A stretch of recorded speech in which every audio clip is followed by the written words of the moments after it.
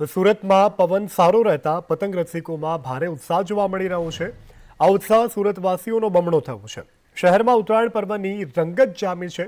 અંદાજિત 10 થી 12 કિલોમીટરના પવન ફૂંકાતા પતંગ ચગાવવા માટે લોકો પોતાના ટેરેસ પર ચડી ગયા છે અને પતંગ ચગાવવાની મજા માણી રહ્યા છે।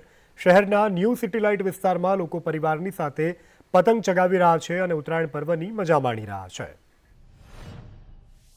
સુરતીઓનો સૌથી લોકપ્રિય તહેવાર એટલે ઉત્તરાયણ। ઉત્તરાયણના દિવસે સુરતીઓ ધાબે ચડીને રંગે ચંગે પતંગ ચગાવે છે। ત્યારે અત્યારે પણ સુરતના સિટી લાઇટ વિસ્તારમાં જે પરિવાર સાથે લોકો પતંગ ચગાવી રહ્યા છે, મોજ મસ્તી કરી રહ્યા છે, ડીજેની તાલ પર ઝૂમી રહ્યા છે। ત્યારે લોકો સાથે વાત કરવાના પ્રયાસો કરીશું। બેન, કેટલો એન્જોય કરી રહ્યા છો અત્યારે ઉત્તરાયણને?